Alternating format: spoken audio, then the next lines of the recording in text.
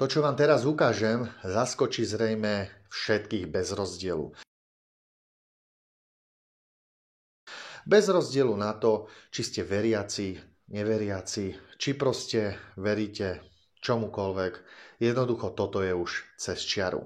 Ja ťažko hľadám slova pri tom, keď vidím, že tí Ukrajinci nám už chcú ukradnúť aj Ježiša.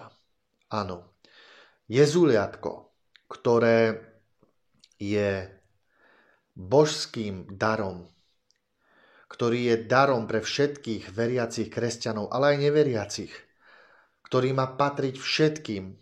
Toto Jezuliatko, ktoré má patriť všetkým ako novonarodený dar Spasiteľa, nám takýmto spôsobom demonštratívne ukazujú na sociálnych sieťach Ukrajinci a podporovatelia, vlajočkoví a neviem akí, liberáli, ktorí zabalili Jezula do ukrajinskej vlajky.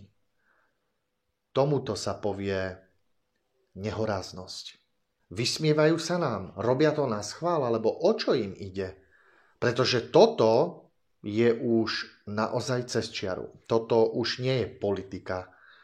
Toto je už vymývanie mozgov, toto je už debilizácia a naozaj stav konania mysle, ktorý hraničí už s tým posledným štádiom.